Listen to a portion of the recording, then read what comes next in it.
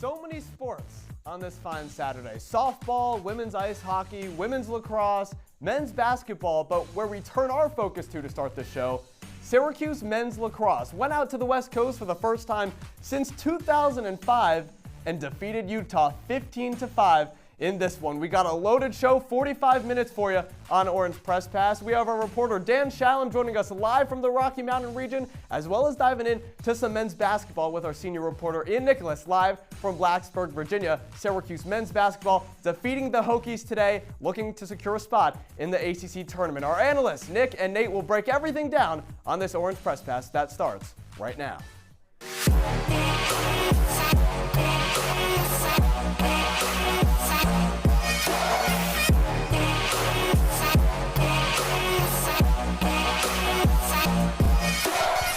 Welcome into our CitrusTV studios. Adam, Avin, Nathaniel, Cunningham, Nicholas Waley here, breaking down Syracuse men's lacrosse. They beat Utah today 15-5 out west. And guys, Syracuse, after dropping the last two games, came out firing in this one. Nate, what are your first thoughts? Well, my first thoughts are, where was those last two games? When you talk about the ability that this team had when it comes to offensively what they were able to do, defensively what they were able to do. Against Maryland, they couldn't find those open spots, get those shots. Against Harvard, they couldn't stop the Crimson from scoring goals. They did that today against this Utah team. So my first thought is, where was that the last 2 weeks? But at the same time, though, this was a really good Syracuse performance, but they still have a ways to go. I mean, the expectations for this team, it is not just to beat a very average Utah team on the face of it. They should be competing at the top of Division I lacrosse and still, get a fantastic first half. He scored 11 goals, but then only scored 4 more the rest of the way.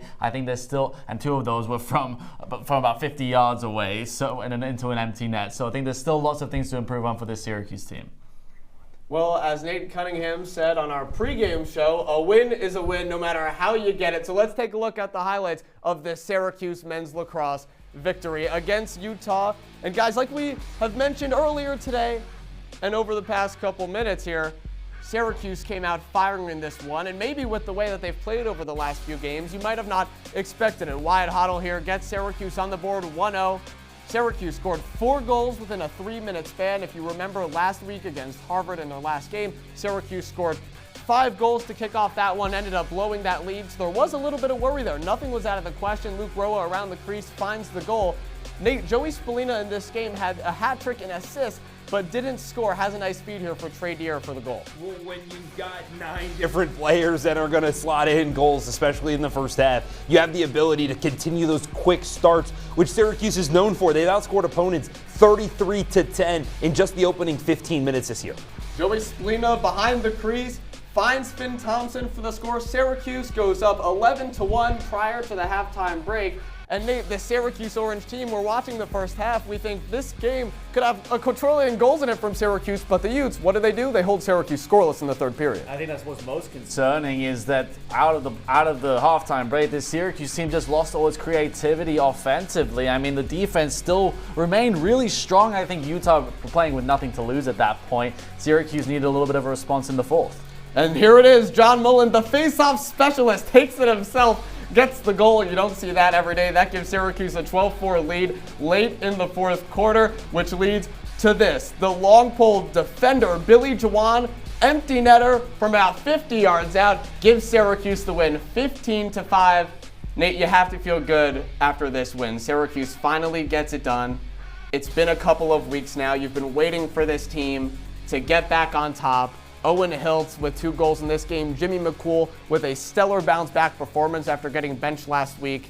I mean, can't say enough about a 10-goal victory today on the West Coast in different conditions. You can't be mad about a 10-goal victory regardless of who it's against, let alone when you have to travel about 2/3 of the way through the country like you mentioned. But I think we have to go back to the diversity that this team had offensively and the fact that they were able to get so many people involved that really allowed the offense to click early. I think what's impressive as well is just how many of those offensive weapons that were able to get involved. And once again, we talk about how good the 2022 class is, but I think Owen Hiltz has been one of those standouts for Syracuse this season already, just consistently getting on the score sheet and scoring important goals. 100%. Prior to the game, guys, we Nate, I don't want to rub it in your face too much, but I did jump. I asked our producers to bring this up because, you know, I do have. He wanted to we flex. both have That's a all it 2-0 is. record, It's okay. but I had to bring in our Q's countdown standings of our predictions from this year in 2-0 through our shows so far. And, you know, I did jump you because my score differential in my predictions is just better than yours. Yeah, and I'd like to remind you that while it was maybe a little bit closer this time out, when you go back to that Cal game that we had earlier this year, it was not so close. So your accuracy is not entirely there. I'd say being within 5 is pretty solid. All right, well, I have topped you there. And Nick Waley, by the way, you weren't even on the first page in our pregame show. Okay, but you got it right. You got it right. Syracuse got the victory. And now Nick Waley appears right there. I just expected more from this Utah team. I don't know. I think that was a decent enough prediction, but you know what? I'll call it back. We still have a bit of time. Well, you're not done on Q's Countdown this year just yet, and we're not done here on Orange Press Pass at all because our men's lacrosse beat reporter Dan Shalom once again joined us before in our CC pregame show and now joins us here on OPP. Dan, thanks for joining us once again. We've been talking about it all day long. Syracuse drops 2 games to ranked opponents. This one against a Utah team that has a ranked win this year against Ohio State. How important was this win for Syracuse, and how much confidence do you have in this team now in their ability to trend upwards? This is a massive win for this squad, just to break that 2-game losing streak that you mentioned, Adam. There was a lot of concerns coming into this game, injury-wise, missing Jackson Birtwistle, some guys day-to-day, but that wasn't the case whatsoever in this game. Syracuse showed out, got off to a quick 6-1 lead in that first quarter of play. And I think confidence-wise for me, I wouldn't say that my confidence meter has necessarily changed from after that Harvard loss. Syracuse was expected to come out here and get a good win, and they did just that. I think the true test is going to be next week against Hopkins. Well, Dan, 11 different scores for Syracuse found the back of the net. And that's really different from when you look at those last couple of games that Syracuse has had. I'm curious from your perspective, what allowed so much of this offense to open up and for so many people to get involved? I think the 2 goals at the end, Nate, the reason why they had 9 goal scorers is because Utah went into that 10-man ride towards the end of the game. That allowed Michael Grace and Billy Dewan to get those empty netters like we saw. And a Fogle goal from John Mullen as well never hurts. But 6 different goal scorers aside from that in this game from Syracuse was big. They were missing that against Harvard. Just seems like the offense had a lot of fluidity with it today. Guys were finding each other in front of the net. Joey Spallina was impactful from X throughout this game. And it just seemed like the cohesiveness that the Orange were missing against Harvard was there today in this game. Hey Dan, a lot of positives to take from this game. 10-goal win, 15 goals on the board, but a scoreless third quarter. Does that create a major concern, particularly with the second half performances going forward?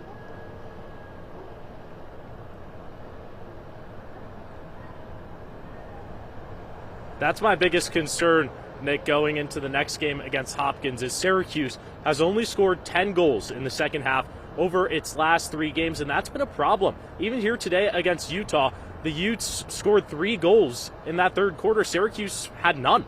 It just seemed like the Orange were kind of lifeless coming out of the break, and in the fourth quarter they picked it up, 2 goals within the first, I believe, 10 minutes of that fourth quarter. But it just, against Harvard and Maryland, it seems like when this team gets those long poles thrown at them, they have a really hard time breaking things down in the second half. And a great team like Hopkins next week is going to know what went wrong for them in the first 30 minutes and adjust in the second half. So Syracuse, despite a 10-goal win today, still a big concern going forward on how they're going to play in the second half.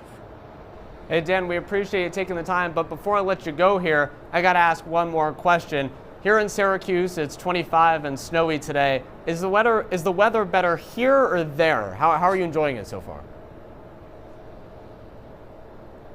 Well, I mean, Adam, you can see right behind me the beautiful mountains. It's 60 degrees and sunny out here in Salt Lake City today. I mean, you really can't get better than this. Bluebird skies, sun is in my face. I felt like I hadn't felt sun in Syracuse in 2 months. I wish I could stay out here forever. And that happens here, and I hope you have a great time, but I can't lie to you. I wish I was out there with you and maybe Or maybe we switched spots and I was there and you were here. But I'm having a good time on Orange Press Pass, and we're not going anywhere. Thanks, Dan, for taking the time to talk with us today. But after this, we go deeper into this Utah-Syracuse men's lacrosse game and what's going on with Syracuse men's lacrosse for the future. Nate and Nick will break it all down.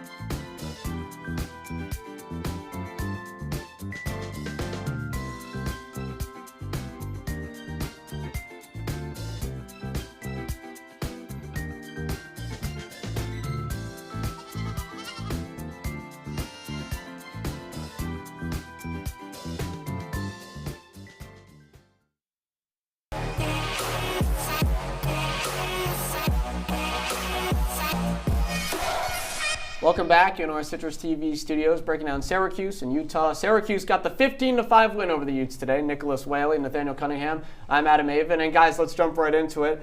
We got 45 minutes in this show. We're already a little bit in, and we got to talk about the scoring for this team. The 15 goals should not be something that we overlook, because last week Syracuse scored 14 after only scoring 7 the week prior against Maryland. So now this team trying to get back in the groove of things. And Nate, 9 different goal scorers in this game. Dan talked about it a little bit. That was one of the more impressive things we saw from the Orange today. Yeah, and it was impressive because you had a couple of those goals come from your non-traditional goal scorers. And I mean that by your long poles in Billy Dwan and Michael Grace, as well as your Fogo in Johnny Mullen, who had a goal. But I think the bigger thing when you talk about how many goal scorers were in this game is the fact that the #1 recruit in the nation a couple of years ago, the guy that you handed the prestigious number 22 in Joey Spallina, he didn't have one. So the fact that there's that much depth on this Syracuse team to get everyone involved and not have that guy score a goal, I think that's really how deep this Syracuse team is. And especially when you go up against the Notre Dames, the Dukes of the world, like it's going to be really important to have guys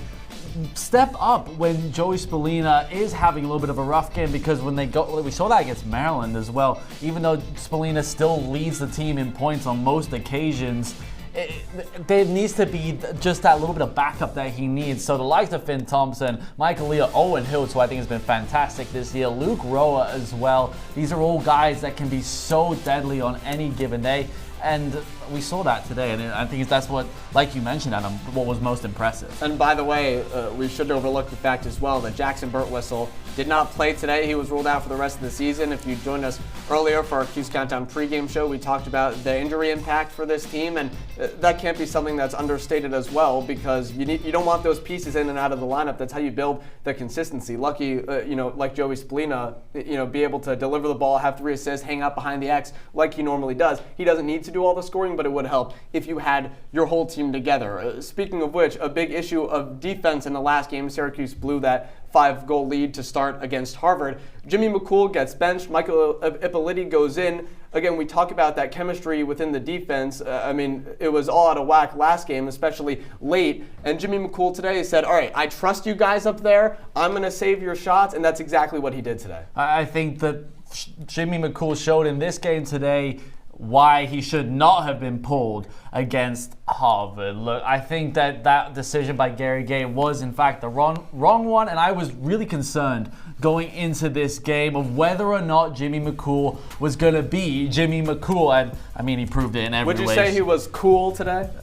He was a little cooler than cool. Yeah, I think he was ice cold. I think he was brilliant. 11 saves on the day, 68.8% save percentage. It's exactly what you expected from a guy who's waited 2 years for this opportunity, learned under one of the best in Will Mark. I mean, I think, honestly, if you had left him in against Harvard, I think Syracuse wins that game. That might be a little bit strong, but it wasn't like. I don't think he lost his confidence in that game. They were just those shots against the Crimson were just too good quality of shots by Harvard in that moment. You're 100% right, Nick. I don't know if I'd go as far to say Syracuse beats the Crimson if McCool stays in the game, but when you bring it back to what's happened here at Utah, he is clearly the guy. We talked about it on Q's Countdown earlier before the show, how important he is and how vital he is. He also started a couple of offensive runs for the Orange in today's action, and I think that's important for his ability to just force the ball up the field. I think it's also the way he just controls the crease so well. Anytime that there was a loose ball, he was on top of it straight away. Yeah, and you mentioned he either whether it's a deflection or something, he's instantly on it. And then there were a couple times today which he doesn't do all the time, but he was launching it down the field, which gets those fast breaks started. And there were a few times in this game where Syracuse was on the man up or man down opportunity, and they actually did a really good job today compared to the last time out against Harvard with the penalty kill. Yeah, they did an excellent job, and that goes back to not just the goals that Billy Dwan and Michael Grace had, but it also goes back to the fact that they are elite defenders. Billy Dwan was a preseason All-American for a reason. The ability that he has, especially in the man-on-man, there were multiple plays where Dwan was following Utah attackers just in circles, and they couldn't get any space. To have a guy like that who's able to play face guard an attacker, but then also have another one in Michael Grace, as well as some other really talented defenders, it really adds to, again, the depth that Syracuse's defense has. And Syracuse has struggled over the last two games in particular. When going up against the extra man, they were only at 33%, 4 for 6 against Maryland and Harvard, and it was really the penalty kill was very, very decent in the first 3 games as well, 75% success rate, and then today 100%. Yeah, and like you mentioned, I thought Billy Dwan and Michael Grace were excellent today. They were just the whole structure of the defense was just so much more consistent and also just overall stronger, and that's what I think could be really important down the line. All right, we had a lot of sports today. We're breaking down the Syracuse-Utah matchup, but we also got a lot more that we're going to talk about. Stay with us. Syracuse falls to Virginia Tech. We got to talk about those ACC tournament implications, and our senior reporter, Ian Nicholas, joins the show. We'll be right back.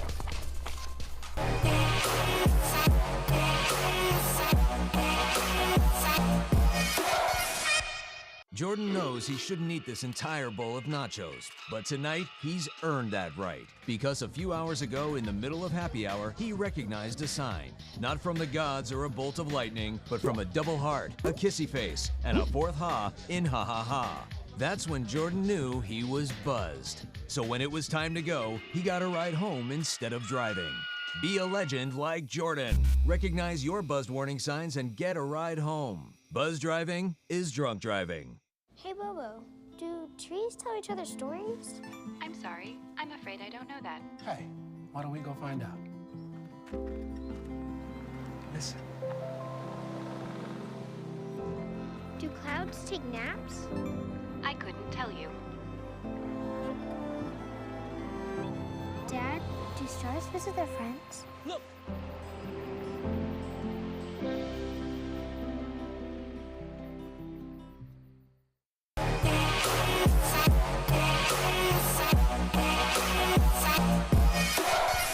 Welcome back in our CitrusTV studios. Adam Avin, Nathaniel Cunningham, and Nicholas Waley here, breaking down everything Syracuse sports. And we're transitioning now to the Virginia Tech game that took place today. This was a crucial game that Syracuse probably needed to make sure that they could solidify themselves in the ACC tournament. It's sad that we even have to talk about being right in on the bubble in the ACC conference tournament. But guys, what are your first thoughts from this game? I know it was a crazy sports day, but I know you have your opinion, Nate, on this men's basketball team. Adam, I've got an opinion, and this opinion is actually going to go to Syracuse fans.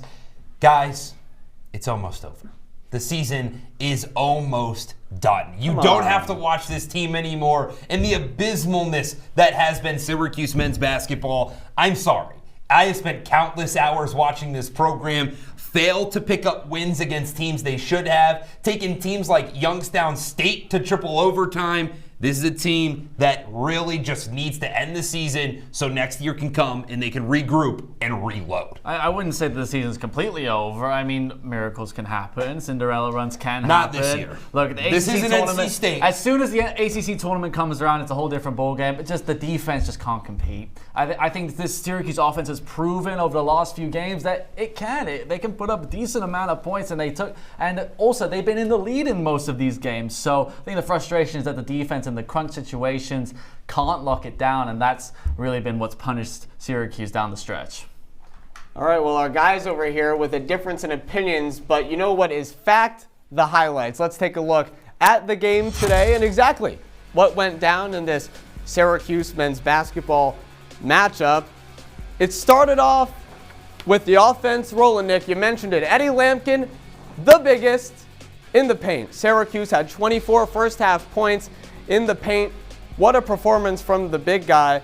But Nate, Peter Mastorovich here hits the three, and it looked like early on the supporting cast that has struggled throughout the season was going to continue to do their thing. That was going to be the most important piece for Syracuse is can the supporting players help the Orange actually be successful? You thought that was going to happen, and they ended up getting a pretty large lead because of it. Syracuse up 5 at this point. Tyler Johnson with the dunk off the assist from Ben Hammond. Ben Hammond had 21, 7, and 7 in this game. What a performance from him. Naheem McLeod gives Syracuse the 9-point lead heading into the halftime break, 47-38. The Orange would not go away without a fight. Chris Belly's had his struggles this year, Nick, but boy, did he step up and gave Syracuse that 10-point lead, and it looked like that the Orange were going to sit comfortable. And on any given day, Chris Bell can be one of the most dangerous three-point shooters in the ACC. And Syracuse, like I mentioned before, they had the lead going late into this game, but again, the defense couldn't hold up. And here was the play where everything changed. Ben Hammond, the superstar for the Hokies today, finds Tyler Johnson, and Coach Autry wasn't too thrilled with how his team was performing. With 4 seconds left, he draws up a play. Jaquan Carlos, who has struggled all year, hits the three and ties it 82-82 to force overtime. The point guard, the transfer from Hofstra, Nate, ties it in overtime and gets Syracuse an extra opportunity to live, but it looked like that wouldn't live long. It didn't look like it was going to live long, and you have to give a lot of credit to Carlos, his ability to kind of fight back, but the Hokies, too much. Definitely too much. Jaden Young, once again, this game he had 26 points and gave the Hokies the 6-point victory. 100 points in college basketball. Still something weird to see. Syracuse 95, the offense has been there, Nick. J.J. Starling, you would have liked for him to do a little bit more in this game with the implications on the line. I think so, but at the same time, I think it was cool to see some other guys get involved, like Jai Davis getting 21 points. And he's been sort of my under the radar pick throughout this season in terms of the better transfers that have come in for Syracuse this season. I think yes, you could always say that J.J. Starling could score more, but that's just the expectations that we have for him. Well, we talked with our men's lacrosse beat reporter, Dan Shalom. Now we bring in this guy, Ian Nicholas, our senior reporter today for the men's basketball game. Ian, plain and simple, Jaquan Carlos hits that three, forces overtime, and they couldn't come up with a win. So plain and simple, what happened today? Well, Adam, it was just a disastrous end of this game for Syracuse. They led by 13 with 11 minutes to go, and they hadn't trailed since it was 4-2 Virginia Tech after the first minute of the game. I mean, especially after what we saw from the Orange just a couple of days ago against NC State in a wire-to-wire victory, it just felt like the Orange had this one in the bag. But instead, Mike Young and Virginia Tech, they never quit. And he referenced it after the game, saying that, look, a couple days ago, my Hokies team almost beat Louisville, one of the best teams in the ACC. So it's not like Virginia Tech was some slouch. Syracuse was a little bit slouchy towards the end, though. 10 turnovers for Syracuse after halftime and including overtime. Adrian Autry's team only had 4 of them in the first half. And after the game, Red didn't really have any answers as to why Syracuse was throwing the ball away. Just careless, like his team has been for way too much of this season. And then it also didn't help that Eddie Lampkin, who had double-digit points by halftime, didn't have any points in the second half, and J.J. Starling had a well under 20 points and was wildly inefficient on the game. So for Syracuse, they dropped to 2-8 on the road this season. They still haven't clinched a spot in the ACC tournament. And now SMU up next, one of the best teams in the conference. That one's going to be tough. Our guy Ian Nicholas, he knows ball. Ian, thanks for joining us, my friend. We appreciate you taking the time. And yeah, Syracuse drops this one, and it was partially due to the bad defense down the stretch. Nate, break down for us why Syracuse couldn't come away with this victory. Well, the Orange weren't able to come away with a victory really because of what happened in overtime. And there's a specific play. Syracuse trails by only one. There's about 90-ish seconds left in the game. We're going to take a look at it here in a second. It is awful defense from the Orange through and through. Syracuse has really struggled to get over the screen a lot this season. And you've seen often that Syracuse has kind of been beaten and really worked off of teams shooting the three. Pause this right here for me real quick. When we take a look at this, you see this player right here. If you don't recognize him, it's very similar, if you will, to when Syracuse took down Miami last year and Quadir Copeland hit that game winner. Wide open. This is a designed play to get this guy the ball. You've got all 5 Syracuse defenders not even close, and when you watch this play resume, there's nobody in his area code. You're going to see an easy 3. Jaquan Carlos not fast enough to get there, and the next thing you know is that Virginia Tech had a 4-point lead in overtime. They weren't giving that one up. Really poor performance for the Orange in a much-needed win down in Blacksburg. But we're going to shift focus back to Syracuse men's lacrosse. And I know Nick has got some stuff he wants to talk about over there. Absolutely, Nate. I mean, I think that this Syracuse offense coming into this game against Utah, we didn't really know what to expect. I mean, it was pretty decent against Harvard, but then it wasn't where it should have been. That first half against Utah was really impressive. And for me, it was also just that little bit of heart that got added into the game. This, just towards the middle part of the second quarter.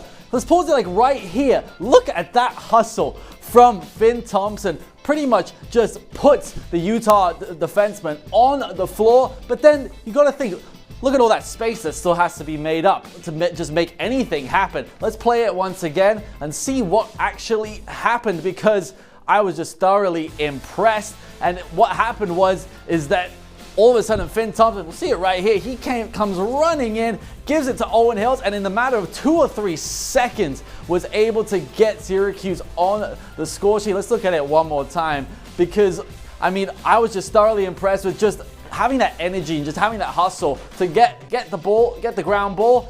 And then Finn Thompson quickly looks up, finds Owen Hills, loads of space, and Owen Hills continues to be one of the most prolific attackmen for this Syracuse team this season. And for me, he was at least the offensive player of the game for Syracuse men's lacrosse today. But Adam, was he the player of the game? Look at that, setting me up just like in our pregame show. Once again, Nick Willie, tremendous work, my friend. Our player of the game, men's lacrosse, Jimmy McCool. All right, this guy had 11 saves. He faced 16 shots on goal, nearly 70% save percentage, and stopped every shot in this game. I mean, what a performance from the goalie. We know he got benched last week, but you talk about a bounce back performance, and that is exactly what McCool did today. You see all the stops right here. Deflections. The defenders did a great job of not letting them get through, but even getting out of the crease, stepping up, making sure he was on every ball that he could get to. Boy, what a job from McCool today. Ryan Steins, the best player for the Utes, couldn't get anything. Now, let's switch over to men's basketball. Okay? We've been talking about it a little bit. You heard our highlights. You heard our guy Ian Nicholas talk about this game.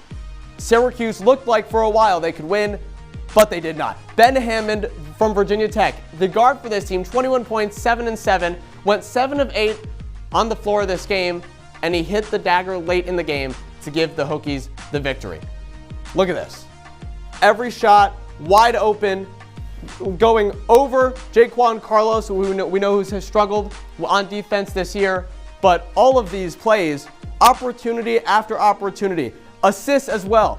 Drive into the hoop. He found Tyler Johnson a couple times for some slam dunks.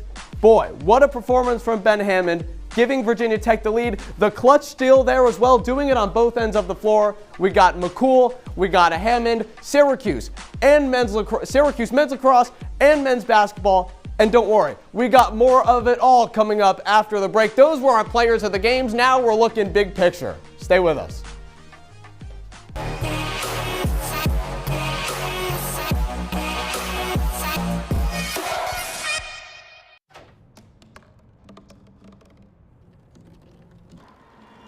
Everybody has a dream.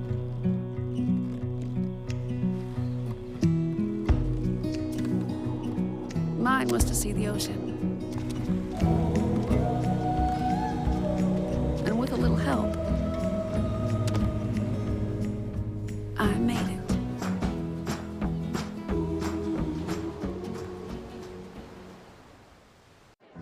The black truck?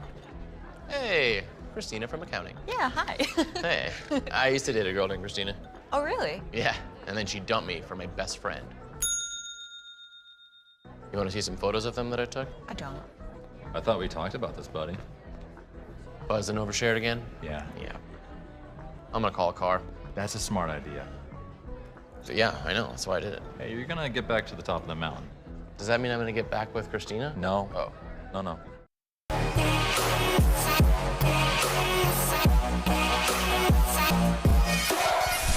Welcome back. We're standing up now. Adam Avin, Nathaniel Cunningham, and Nicholas Waley. Once again, Were we not standing We up were before? standing up before. No? we were, but I meant like together. Okay. We okay. were, last time we were all Understand. together, they saw us, we were sitting down. Now we're standing up. We're over at the wall because we're going to do some more breaking down of this game between Syracuse and Utah. You see what I did there? That was good. And by the way, second time today, they've made me feel really short standing next to them. I mean, I got two giants next to me, but it's okay. We would have a great intramural basketball team. You think I can shoot the three. You 3v3 in the fall. Hey, let's run it. You're going to have to go check the us Z89 airwaves for a little media cup action. All right. We'll see. All right, yeah. Nate Cunningham did ball out in that media cup. Let's take a look around the NCAA to see what teams balled out around the world of college men's lacrosse. And you look at Johns Hopkins, Virginia. Johns Hopkins gets the 1-point victory over an ACC foe in Virginia. That's actually very good for Syracuse. And for whatever reason, the score is X'd out in Notre Dame and Maryland. But Maryland got the victory there. Guys, that makes Syracuse's loss to them look a little bit better. They just beat the #1 team in the country, Nick. I think so. I mean, all of a sudden it makes it look like that Syracuse, yeah, they compete. They really did compete against Maryland in that game, and I just think it really does show that Maryland, they're serious, and I mean serious. And maybe people didn't expect them to be, but they're really good. They're a contender. Yeah. They are going to be a top when it comes time to, or for Memorial, when it comes Memorial Day weekend, on one of those teams that's going to be out there. I have to shout out, though, Navy taking down number 20 Boston University. Big win for Navy going out there, getting an upset victory. And how about Harvard? I know it's kind of still a little sour taste if you're a Syracuse fan, but they picked up another good win over Marquette today. Nice to see the Crimson still keeping it rolling. Jerry Burns' crew making a real case for the tournament. Now let's take a look around men's college hoops. My Florida Gators, number 3 in the country. SEC foe Texas A&M later tonight. College game day was in Gainesville today. What a day for Florida. Alabama, Tennessee, guys, going to overtime. That's the end of regulation in the second half, 76-76. That is a really big top 10 matchup. Those are two teams that are going to be a roughly 2 or 3 seeds come March time. So to see that matchup being close, that's what you expect, especially with, I know it's March 1st, but March Madness right around the corner. I mean, when we think about also the ACC tournament coming up just around the corner, the SMU-Stanford game might be a little bit interesting. Of course, SMU, the Syracuse's next opponent as well. First time that they're facing off in the ACC. It will be in Dallas as well. You would predict that SMU would win that game, but Stanford are keeping it close. And St. John's gets a 10-point win over Seton Hall. That is a bounce-back win for St. John and Rick Pitino's crew. Speaking of a bounce-back win, Syracuse men's lacrosse did that today. I know we've mentioned it many times throughout this show. They lost an unexpected one to Harvard last time, number 15th ranked in the country, now number 12. They got their win today. But guys, Dan Shalom, our reporter, couldn't stress this enough when we spoke to him before this game and after, how important this win was, Nate. Yeah, I can't agree more. And I think more importantly, when you talk about the fact that under head coach Gary Gait, Syracuse is only 13-14 when coming off a loss. So they're often, when they lose again and again, and that's not good. So one, you end the losing streak, and that's really important to get right back in the winning ways. But then also you can start this ability to get back into your action as you head towards ACC play. I think what's really important is that this could have been a trap game for Syracuse going into this one, and then immediately from the jump, it was clear that this really wasn't going to be the case. I think we were all watching this game being like, what is going on? All of a sudden, it's 11-1 at halftime. I mean, what? Like, that was just really shocking to me, and I think it was just so impressive that Gary Gait told his players, look, well, you guys need to respond. And they did in a big way. The second half, of course, left much to be desired, but either way, I think showing that you can score 11 goals in a half and leave it and keeping your opponent to just one, a team that really hasn't been too bad to start the year. Pretty average. Yeah, by the way, a lot of red on the screen right now. But I think the craziest thing to me, and I know that Maryland game is highlighted because that was a very bad loss, just 7 goals in that game. The defense couldn't do the job on the other end as well. But obviously now after the game today against Notre Dame, we know how good Maryland is. But you take a look at that Harvard game, guys. 50 shots. They won 28 of 31 faceoffs in that game and couldn't come away with the victory. It's the inconsistency that we were talking about earlier, Nate. And today in Utah, do you think they kind of fixed it? Are they going to be more consistent going forward? Because those numbers do not show consistency right there. No, they don't. But you want to know one thing that does show consistency is the amount of shots that they are taking. And this is something that we talked with our reporter about before the game, Dan Challen. We asked him about what's more important, the quantity or the quality of those shots. Yeah. It seems like Syracuse isn't really caring what type of shots they get as long as they can just continue to pepper the net. Right. And I think as well, it's important to think about what's going to happen just further down the line. There's a lot of really, really good teams that are going to be coming to Central New York. Johns Hopkins coming up on the slate very, very soon as well for Syracuse. I mean, each game is not going to get any easier, apart from maybe Manhattan in a couple weeks. There you go. Hey, Manhattan, that was a fun one last year as well. We had some Yankees in the building. Mario Rivera. There you go.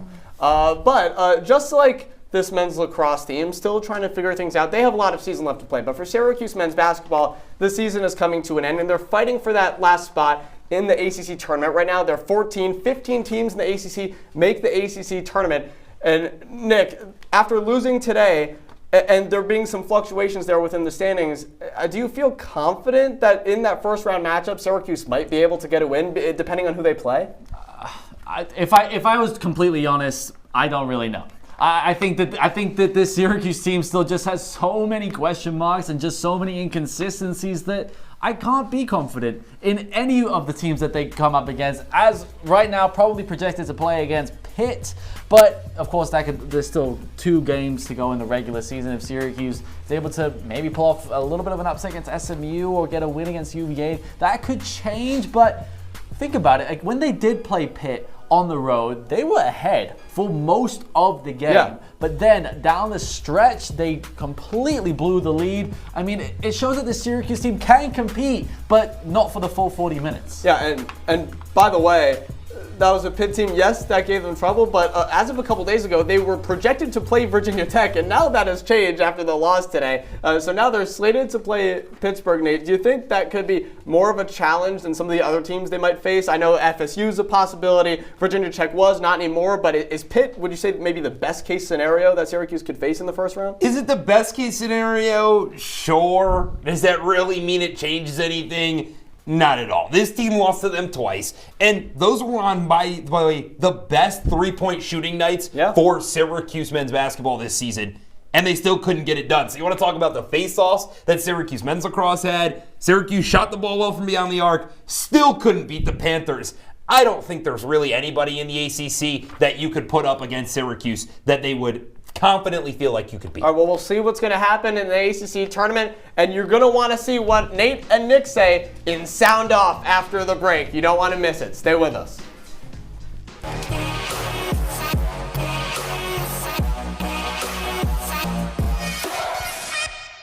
Welcome to my house. Everybody's pretty tired of each other. the walls were closing in. Clearly a case of too much family, too close, 24/7. If this sounds like your house, try going someplace new. YourLifeYourVoice.org. You'll find lots of ideas to help you handle the family stresses of being confined to close quarters. YourLifeYourVoice.org. It could help you find a little more breathing.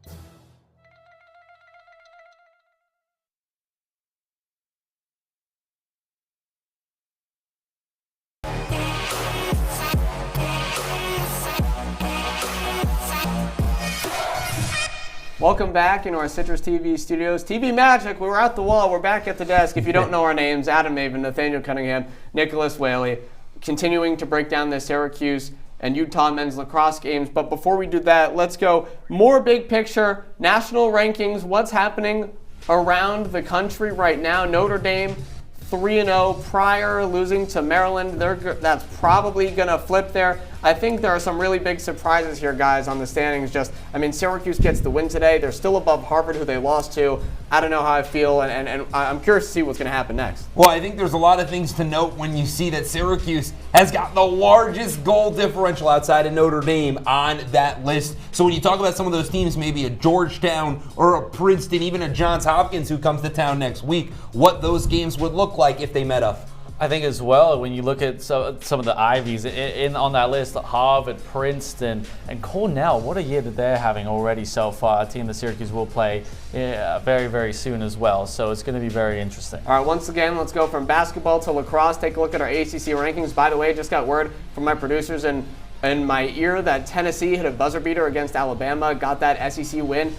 Could have playoff implications. Maybe they might flip in the standings there. But guys, Duke's still holding strong on top of the ACC. Yeah, I think Duke is just a step above the rest. I think Clemson and Louisville could make a little bit of noise in March, but other than that, I think the ACC just has taken such a step back this year, and it's unfortunate, but I think it'd be really cool to see Cooper Flag and the Duke Blue Devils win a national championship. Adam, Nick, you guys both know that I love my advanced analytics, if you will, and if you dive deep into the Ken Palm rankings, Duke is one of those teams that's top 20 in both offensive and defensive rating. They're just going to be elite when it comes to March Madness, unlike the Syracuse team that sits bottom of the bracket. Syracuse, not even on the first page, barely sneaking in to the ACC tournament. But hey, if that's playoff basketball, then why not? Nathaniel and Nicholas have been very opinionated about both our men's basketball team and our men's lacrosse team. And I think it's time for them to sound off.